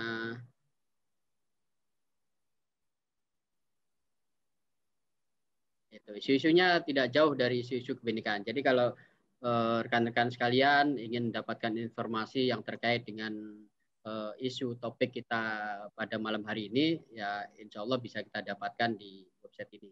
Dan ini juga terbuka bagi siapapun untuk menulis gitu ya, opini, atau Pak Vincent beberapa kali mengisi juga untuk opini maupun mimbar agama. Nah mungkin teman-teman yang lain juga nanti bisa ini saya kira nanti silahkan mengakses karena setiap hari kita selalu update berita dari 8 sampai 12 artikel ya, baik berita maupun opini dan menu-menu yang lain ini gitu. Itu saya kira Pak Vincent sebagai pengantar, selanjutnya silakan kita berdiskusi bersama-sama. Ya, makasih Pak Ustadz, luar biasa. Ini memang satu terobosan yang luar biasa karena kebanyakan kita nih kalau nggak pakai sosial media kita nggak ngerti bahwa ternyata ada loh gerakan-gerakan yang mempromosikan toleransi dan agama perdamaian ini. Oke, silakan teman-teman yang ingin berbagi pendapatnya atau menanyakan kepada pembicara untuk menyampaikannya. Silakan. Oke, Pak Albert Menonto, silakan Pak Albert. Pak mau nanya Pak. Saya setulan 2 tahun ngajar di SMA Negeri di Salatiga Pak. Sebenarnya kalau waktu demo-demo Ahok tuh informasi yang dari Kapolsek apa istilahnya rombongan yang terbesarnya, kontingen terbesarnya dari Kopeng Salatiga gitu katanya, dari Jawa Tengah yang ke Jakarta itu. Lalu ini Pak, saya itu kurang tahu dalam hal begini, melaporkan PNS atau ASN yang intoleran itu di mana ya? Yang saya lihat pemerintah mungkin kayak Gubernur Ganjar gitu, pidato sambutannya sih ngancem ya. Kalau ditanya nggak akan bakal ngaku tuh Pak. Kalau di pertemuan itu siapa yang tidak cinta NKRI angkat tangan, nggak mungkin lah pasti gitu kan. Nah pertanyaannya saya ini kan ngajar di SMA negeri yang jangankan radikal nih Pak, jangankan soal agama yang menurut saya bisa ditoleransi menurut saya, dalam arti ya itu kan karena pengaruh doktrin dan luar. Pertanyaan, teman saya guru ini rasis Pak, gitu. Sudah S2 ngajarnya kimia pula, gitu. Terus tapi masih rasis, gitu kan. Tapi PNS, nah kalau PNS ini kan ada semangat melindungi korps, gitu kan. Jadi nggak mungkin kalau sesama PNS itu saling menjaga malahan, nggak yang melaporkan gitu jarang banget gitu untuk ini. Jadi kalau saya nggak tahu nih, pemerintah itu buka aduan nggak ya begitu tuh Pak. Gitu. Makasih Pak. Mungkin sementara itu dulu nanti yang lanjut lagi. Makasih. Baik, terima kasih Pak Albert. Ya, saya sendiri terus terang memang belum tahu apakah ada nomor atau tempat khusus aduan tentang itu atau enggak. Kalau ASN yang tidak melaksanakan tugasnya sesuai dengan amanat undang-undang itu kan bisa diadukan ke ombudsman ya. Tapi kalau terkait dengan ini, saya belum tahu juga apakah ada saluran khusus atau enggak. Tapi secara logika ya itu bisa dilaporkan ke atasannya. Kalau misalnya dia staf di kecamatan ya ke camatnya gitu ya. Kalau begitu juga di BUMN. Tapi ada langkah-langkah menarik saya kira seperti kemarin Pelni Pak Albert, Mas Albert, itu kan di setiap BUMN itu kan hampir semua punya masjid ya. Lalu nggak hanya di Ramadan bikin pengajian, biasanya seminggu sekali atau sebulan sekali itu selalu ini. Di luar yang khutbah Jumat, yang setiap hari Jumat itu. Nah kemarin itu, dan itu menarik karena saya kira sebetulnya di banyak masjid di BUMN, itu bisa kita sejauh yang kita tahu lah gitu ya. Sebagian besar itu kan ya ustadz yang memang cenderung ini ekstrim atau radikal gitu. Nah Pelni itu kemarin berani membatalkan sejumlah ustadz yang sudah dijadwalkan untuk mengisi ceramah di kantor tersebut. Saya kira itu yang perlu kita apresiasi gitu ya. Nah itu mestinya juga bisa diikuti oleh kantor-kantor BUMN lain. Nah persoalannya kan gini Mas Albert. Jadi kadang-kadang di situ yang menjadi sponsor itu kan juga direkturnya, pimpinannya. Itu loh masalahnya di situ gitu. Kan 2 tahun yang lalu itu saya sempat dilibatkan untuk menyusun buku panduan deradikalisasi di Kemenko Maritim ya. Karena amanat dari Jokowi itu seluruh kementerian itu harus punya kanal atau punya semacam kalau di kementerian atau lembaga atau kementerian intinya harus ada satuan di mana mereka itu harus ikut peran serta menangkal radikalisme itu. Karena mereka menyadari bahwa baik di kementerian, di lembaga negara, di BUMN itu kan sudah banyak bukan disusupi, memang orang dalam gitu. Memang orang dalam yang memang di luar kantor tuh ngajinya ya sama ustadz-ustadz ini yang paling masif itu kan dari HTI atau PKS misalnya gitu ya. Nah itulah yang disadari oleh Presiden sehingga kemudian setiap kementerian itu harus punya rancangan bagaimana keterlibatan mereka dalam hal itu ya sesuai dengan porsi ininya gitu. Nah itu pada saat saya proses pembuatan buku panduan itu ya teman-teman di kementerian itu juga cerita ya memang banyak Pak, cuman kan kita nggak bisa kan susah untuk ngebuktiin, nah, kira-kira gitulah. Ya paling dari penampilannya gitu kan, celananya cingkrang, tiara jenggot gitu kan. Tapi kan itu belum tentu kan, misalnya gitu. Itu masalahnya gitu. Tapi paling tidak dari situ mengindikasikan kira-kira gitu. Gitu. Terima kasih Pak. Ya. Terima kasih Pak Ustaz. Sama-sama. Oke, mungkin ada teman-teman yang lain, silakan.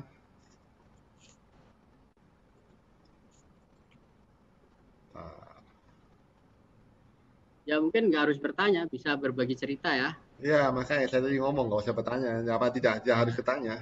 Cerita juga boleh nih. Mungkin cerita kapan nih mau ikut acara Fistrain, ya gitu dong. Gimana Kus? Silakan Kus. Iya. Oke, thank you bro. Ustadz, thank you untuk sharingnya malam hari ini Pak Ustadz. Apakah nggak ada lagi ya Pak? Seingat saya zaman dulu itu ya waktu saya masih aktif di gereja, biasanya kita itu ada saling menjaga Pak. di saat umat Muslim lagi beribadah, misalkan sholat Id atau apa, umat Kristiani yang menjaga. Begitupun sebaliknya, kalau kami Natalan atau Paskah, saudara-saudara kami umat Muslim juga yang menjaga. Nah, apakah itu masih ada? Kalaupun tidak ada, apakah itu bisa diaktifkan kembali? Yang pertama. Yang kedua, mungkin bisa kita buat satu gerakan. Mungkin sudah pernah dilakukan juga, tetapi mungkin ini sudah lama hilang, mungkin atau saya sudah nggak terlalu mengikuti. Gerakan itu adalah bersih-bersih rumah ibadah. Baik dari teman-teman beragama lain ke gereja atau sebaliknya seperti itu. Apakah itu masih bisa akan dilakukan lagi atau gimana? Yang penting sih menyentuhnya ke bawah, Pak, seperti itu. Seperti itu ya, Pak Ustadz dan Prof. Vincent. Terima kasih, Pak Mas Markus. Yang pertama yang terkait dengan saling menjaga rumah ibadah, saya kira itu masih dilakukan, Pak. Dan saya kira paling tidak kalau kita mengacu pada Natal kemarin ya, saya kira itu masih banyak teman-teman Banser terutama yang ikut serta menjaga rumah ibadah. Soalnya ini Pak Ustadz, izin Pak Ustadz, Pak Markus ini dari Makassar, Pak Ustadz. Dari Makassar dia, Pak. Ya. Dari Makassar. Kebetulan gereja kemarin itu yang kena bom itu tempat saya sekolah dulu, Pak Ustadz. Dari Makassar, Pak. Ya, memang masalahnya gini, menurut saya ini yang perlu ditingkatkan ya. Selama ini kan teman-teman Banser itu fokus pada perayaan Natal ya. Nah, di luar itu Paskah itu nyaris ini. Nah, mungkin itu bisa menjadi masukan lah buat kita ya, buat kami. Nanti saya sampaikan juga ke teman-teman Banser, ke teman-teman Ansor untuk juga ini, artinya tidak hanya di Natal, tapi Paskah itu kan juga rawan ya. Mudah-mudahan itu juga saya kira saya berharap teman-teman Banser, Ansor juga sudah bisa ini belajar dari peristiwa kemarin yang ada di Makassar. Jadi tidak cukup hanya Natal, tapi juga Paskah gitu ya. Saya kira mudah-mudahan itu ke depan nanti bisa kita lakukan, Pak Markus gitu. Saya kira sih bukan hal yang sulit rasanya sih, karena mereka kan teman-teman dasarnya sudah terbiasa untuk itu gitu.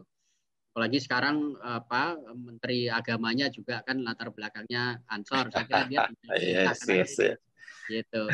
Lalu yang kedua, nah tradisi itu sebetulnya juga sudah kita lakukan, Pak, melalui peace train. Ketika kita melakukan kunjungan ke rumah ibadah, termasuk besok yang ke Salatiga, itu juga begitu. Jadi sebelum kita berdiskusi dengan pemuka agama yang ada di situ, kita bersih-bersih dulu. Misalnya kalau berkunjung ke masjid, semua kita bersihkan dulu, ke gereja juga begitu.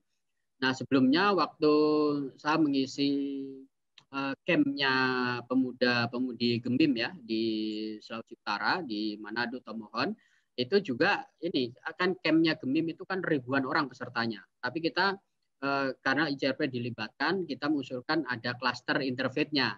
Jadi ada komunitas lintas agama itu yang ikut di camp itu. Nah, itulah salah satu kegiatannya itu berkunjung ke rumah-rumah ibadah, membersihkan rumah-rumah ibadah gitu. Ya meskipun kelihatannya simbolik, tapi menurut saya itu penting gitu ya.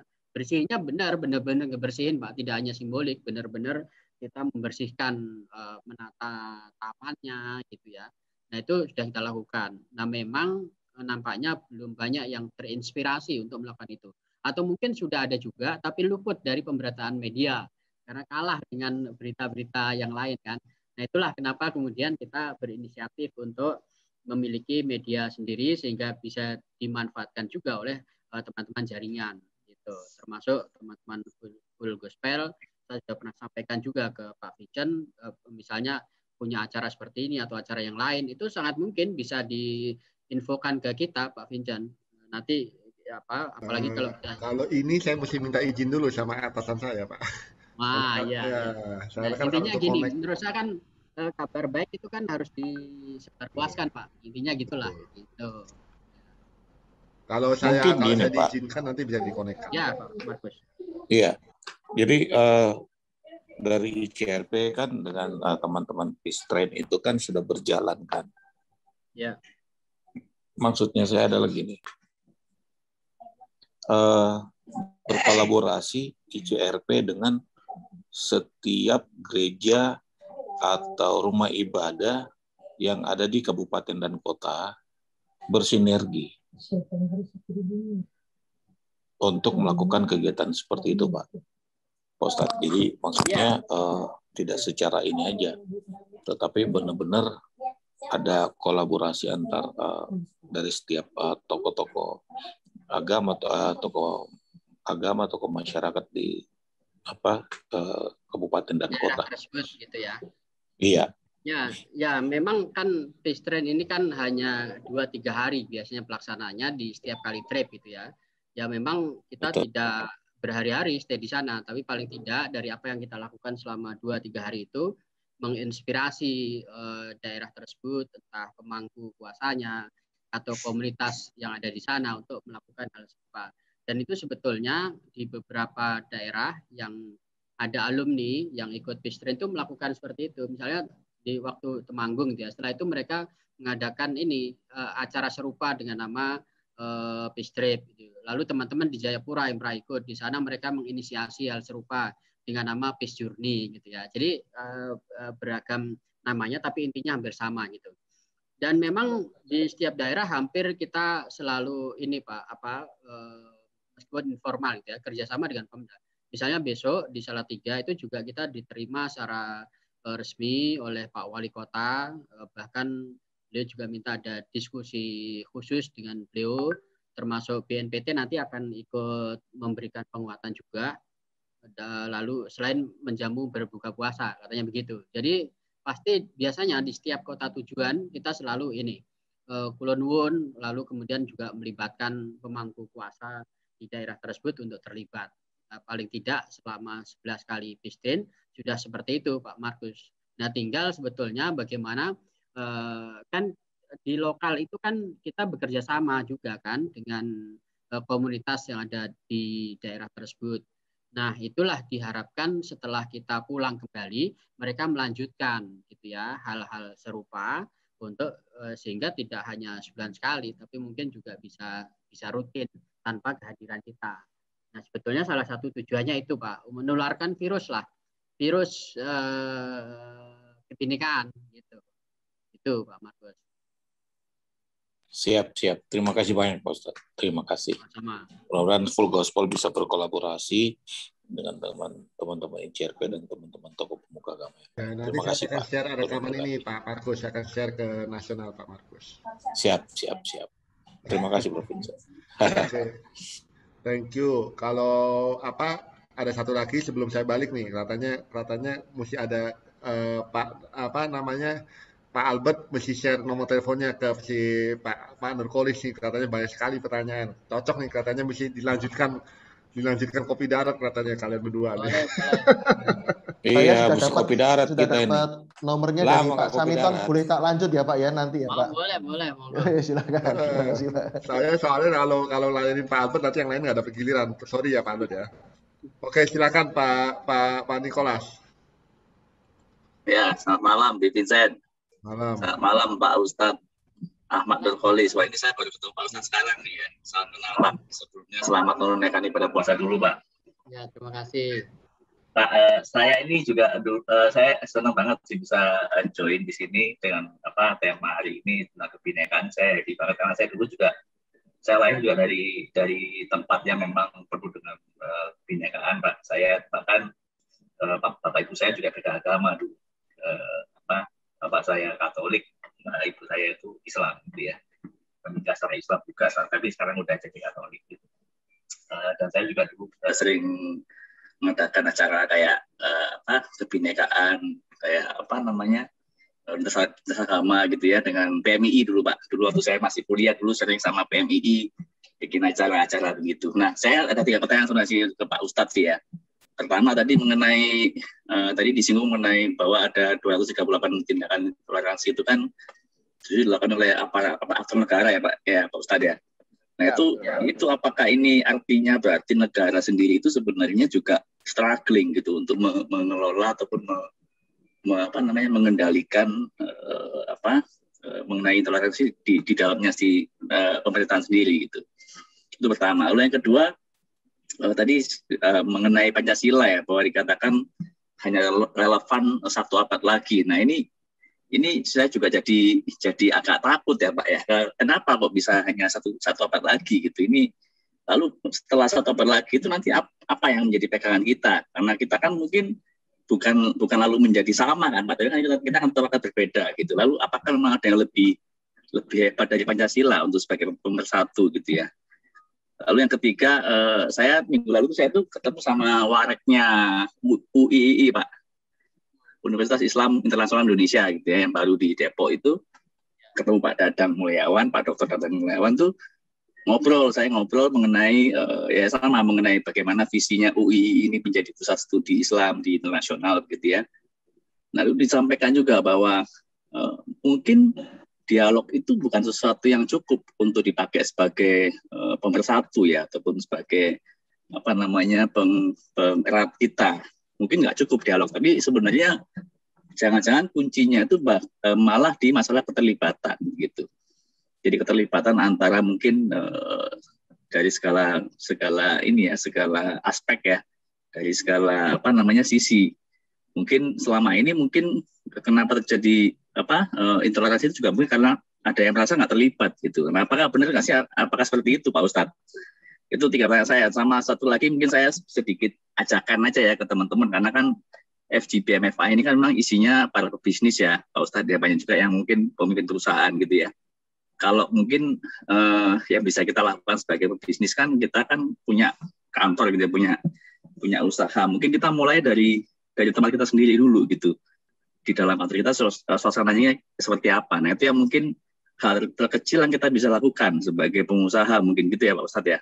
Kalau saya mungkin di kantor saya tuh sekarang itu kita ada 4 agama di kantor saya. Ada Kristen, ada Buddha, ada Hindu, ada Muslim. Jadi kita plural sekali. Bahkan ada yang Konghucu, kalau nggak salah ada yang baru masuk Konghucu. Jadi kita memang plural, dan kalau saya di kantor saya itu satu akan begini. Jadi kalau misalnya tiap Imlek misalnya semuanya pada pasang ornamen Imlek gitu ya. Lalu ketika Lebaran pasang ornamen Lebaran. Ketika Natalan pasang ornamen Natalan. Lalu semuanya saling, bahkan kemarin setiap kali kita Natalan itu malah yang tukar kado itu malah yang Muslim. Jadi semuanya yang kalian Muslim itu sama yang Kristen cabut jadi satu, tukar kado. Nah mungkin dari hal kecil gitu mungkin saya rasa itu jadi ini ya, jadi semacam itu bentuk nyata kebinekaan itu dimulai dari hal yang kecil kayak gitu.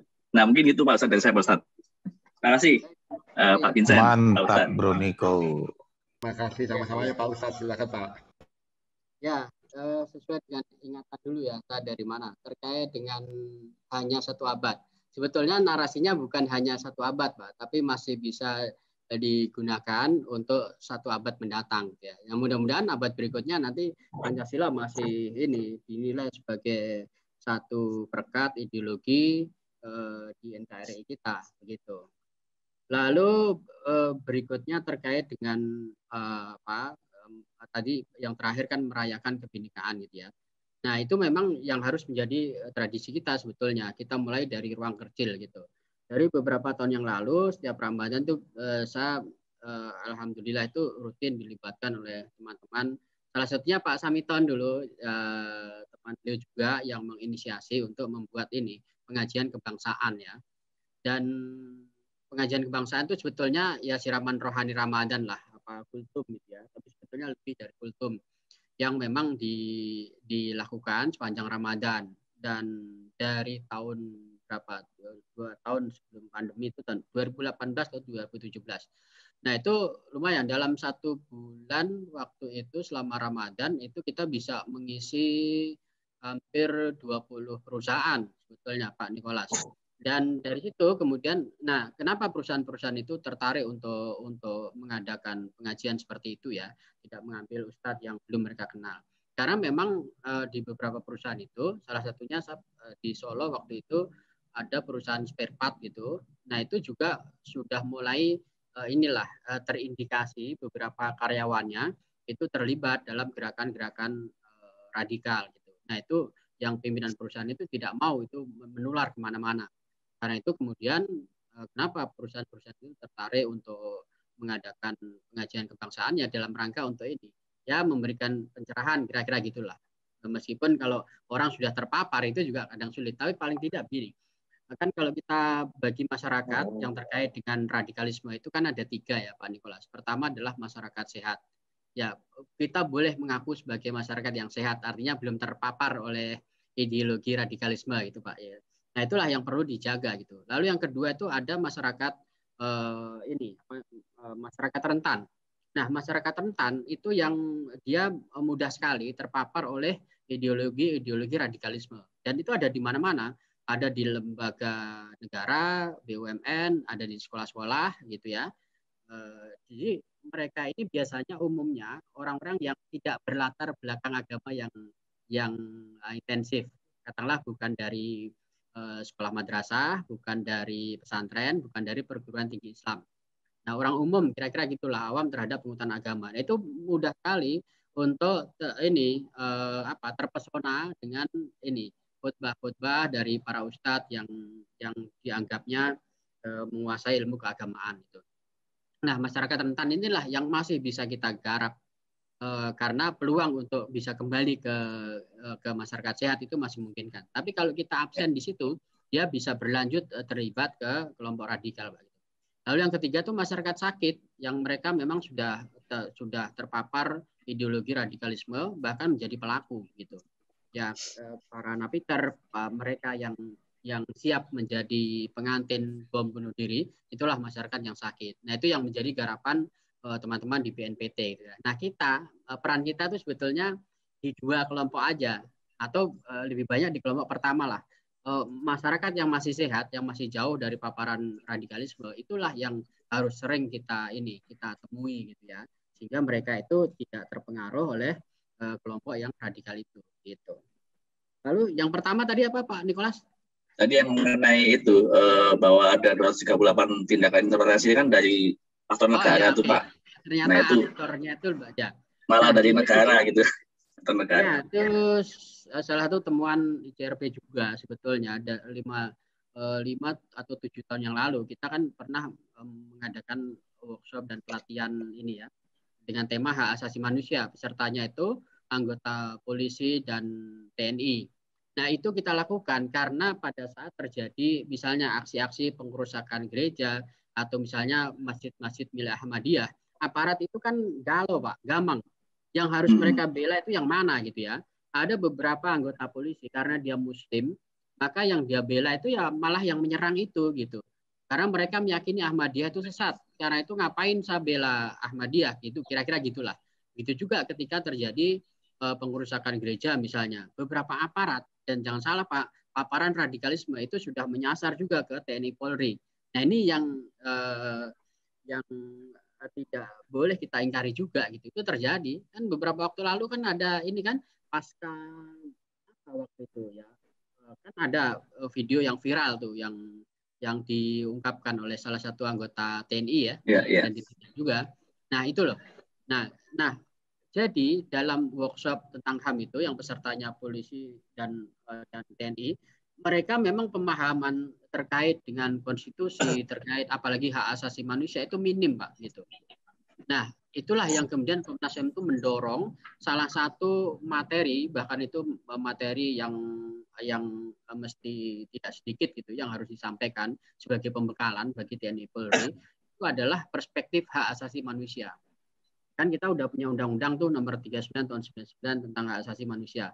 Nah, itu nggak dikuasai Pak oleh aparatur negara kita, sehingga ketika terjadi tindakan intoleransi, persekusi terhadap rumah-rumah ibadah, mereka ini gampang siapa yang harus mereka bela gitu. Bahkan termasuk juga calon-calon diplomat kita yang bekerja di kedutaan besar di berbagai negara, itu juga tidak cukup menguasai itu. Karena itu kan di Kementerian Luar Negeri itu punya sekolah namanya, sekolah pembekalan terhadap calon diplomat yang akan diberangkatkan ke negara-negara itu dibekali. Nah, kebetulan saya ada teman Pak Vincent juga, Pendeta Franky, itu yang sering diundang untuk memberikan materi Pak, terutama dalam perspektif kebinekaan dan hak asasi manusia. Nah, itu faktanya yang bisa saya ceritakan gitu ya. Karena itu tidak heran kalau ternyata aktor terbanyak yang melakukan tindakan pelanggaran terhadap kebebasan beragama dan berkeyakinan itu didominasi oleh aparatur negara kita, yaitu TNI maupun polisi terutama. Itu Mas Nicholas. Oke. Terima kasih Pak Ustadz jawabannya. Oke, makasih. Ada pertanyaan dari Pak Danang tadi angkat tangan. Pak Danang, silakan Pak Danang. Thank you, Pak Vincent. Ya. Assalamualaikum Mantap. Pak Ustadz. Waalaikumsalam. Kita pernah jumpa Pak Ustadz sebenarnya di tempat Pak Vincent sama Pak Laus waktu. Iya. Oh ya, dia waktu sama Pak Laus itu, Pak. Iya, saya nebeng mobilnya Pak Ustadz kayaknya. Iya, sampai ini ya, Lenteng Agung waktu itu ya. Iya, betul Pak Ustadz. Iya. Pak Ustadz, saya mau tanya. Ya. Pak Ustadz. Dari data yang tadi Pak Ustadz berikan terkait beberapa persentase gitu ya, orang yang menghendaki supaya negara kita ini berdasarkan syar'i gitu ya Pak ya. Ya. Kalau Pak Ustadz sendiri punya data itu dari tahun-tahun sebelumnya sampai dengan tahun sekarang itu mengalami peningkatan yang signifikan atau enggak Pak? Saya mau tanya Pak. Ya signifikan enggak Pak, tapi selalu ada peningkatan gitu ya. Misalnya kalau kita runut dari risetnya Setara yang mereka lakukan, ya dia ada Setara, ada Wahid, ada PPM UIN gitu ya, dari tahun 2010 sampai sekarang itu memang ada tahun-tahun di mana ini angka-angka itu turun gitu ya. Itu pada saat ini pemilu karena mungkin sibuk kampanye sehingga mereka fokusnya ke yang berbeda. Baik politikus pendukungnya itu fokusnya kayak itu. Yang meningkat itu yaitu kekerasan berbasis agama. Nah, itu banyak. Tapi kalau pelanggaran kalau terkait dengan isu-isu kepancasilaan itu nyaris aman, kira-kira gitulah. Tidak tercium, kira-kira gitu ya. Gitu ketika survei itu dilakukan itu. Tapi memang secara umum gitu Pak, itu nyaris memang belum ada penurunan. Nah, itulah yang membuat kita semua prihatin. Gitu. Jadi untuk sementara bisa disimpulkan jadi mereka yang setuju dengan misalnya nih kalau terkait dengan Pancasila. Tadi kan angkanya udah 63, sekian ya. Mereka yang setuju bahwa Pancasila sih oke, kira-kira gitu ya. Tapi harus berbasis pada syariat Islam. Kira-kira gitulah. Oke. Karena menurut saya jadi menarik sih Pak Ustadz, artinya bahwa memang negara kita pun juga subur ya Pak, artinya memang tadi yang saya setuju Pak Ustadz bilang, kalau kita yang terbiasa hidup dengan, artinya dari lingkungan terkecil kita, keluarga sendiri, hidup dengan keberagaman gitu ya, pasti kita diajarkan sama orang tua bahwa ya kita harus bisa menerima perbedaan gitu ya. Cuma kalau seandainya orang yang memang sudah terbiasa gitu, katakan sekolahnya memang Islam melulu, terus kemudian kalau Katolik melulu gitu ya. Kalau kita dari sisi orang tua juga tidak bisa memberikan pemahaman kepada anak-anak kita terkait perbedaan, juga jadi PR Pak, gitu ya Pak ya. Iya, betul. Thank you Pak Ustadz, paling itu aja Pak. Ya, sama-sama Mas Danang. Makasih karena udah waktu ya teman-teman. Kita terakhir akan akhiri. Mungkin sebelum kita akhiri, saya akan minta tolong ke Pak Rio ya dari Kabar Damai untuk share Pak Rio nomor teleponnya, sehingga kalau ada teman-teman yang ingin berkontribusi kepada Kabar Damai bisa hubungin Bapak ya Pak Rio ya. Kalau hubungin Pak, soalnya saya tahu kalau hubungin Pak Ustadz lama banget jawabannya, dia keliling terus. Sibuk begitu bro. Pak Ustadz, kapan kita ketemu ini Pak Ustadz? Kapan kita ngobrol? Apalagi Ramadan, safari terus ya. Oh safari Ramadan kenceng ini. Makanya. Jadi minta Bro tolong Vincent, Pak Rio aja. Inilah, Bro Vincent, kita buka puasa bareng Pak Ustadz Nurkolis lah. Oh boleh. Tapi nanti kasih tahu aja Pak Ustadz jadwalnya mungkin Pak Ustadz free-nya kapan, nanti kita janjian ke ICRP lah, kantor ICRP aja ya Markus ya. Boleh. Ya. Nah ini ada teman-teman ada sharing nomor teleponnya Pak Rio, silakan dicatat di foto. Jadi kalau teman-teman yang ingin berbagi berita-berita tentang apa, silakan hubungi atau mau cerita-cerita mengenai apa kejadian intoleransi gitu ya. Saya tahu si Pak Eka Cahyadi kadang-kadang sering tanya-tanya, itu bisa hubungin Pak Rio langsung di sana. Ya, siap. Ditunggu Bapak-bapak. Nah, itu saya sertakan juga email redaksi, bisa langsung juga di email ke alamat tersebut juga. Oke, makasih. Nah, ini juga kadang-kadang kalau Pak Billy Chandra mungkin ingin kalau saya nggak ada, saya cuma mau nyumbang dananya juga boleh loh Pak Billy. Siap. Oke, makasih teman-teman. Nah, kita akhirin aja acara ini. Nah, karena tadi saya sudah buka, saya minta perwakilan dari sini yang paling senior siapa?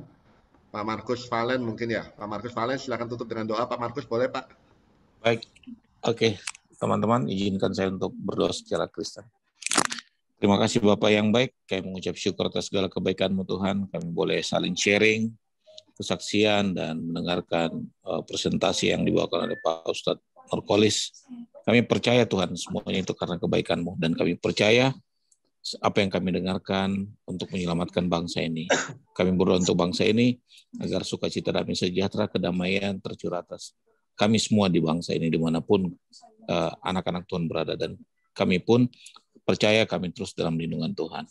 Sebentar lagi kami akan berpisah Tuhan, berkati kami di istirahat tidur malam kami, sehingga besok pagi dapat bangun dengan sehat dan segar tanpa kekurangan apa-apa. Terima kasih Tuhan, berkat sukacita, damai sejahtera tercurah atas kami semua malam hari ini. Keberuntungan, kesuksesan, kebahagiaan, kasih karunia Tuhan menyertai kami semua sepanjang hari ini dan sampai selama-lamanya. Di dalam nama Yesus kami berdoa mengucap syukur. Haleluya. Amin. Nah, teman-teman, sebelum berakhiri kita foto sekali lagi ya Pak, teman-teman ya. Pak Domi, silakan Pak Domi untuk foto sekali lagi. Karena ada beberapa teman yang baru join juga. Baik. Dulu videonya. Oke, boleh minta tolong buat Bapak Ibu untuk bisa sama-sama kita nyalakan video. Hari ini ada sekitar 15 orang. Wah, ini Pak Sulhan baru bergabung sepertinya. Ya, habis tarawih Pak, habis tarawih. Iya, boleh dinyalakan dulu videonya. Boleh dinyalakan dulu videonya. Beberapa rekan ada yang belum menyalakan video. Oke, saya ambil ya sebentar. 1, 2, 3. Sebentar. Oke, silakan teman-teman.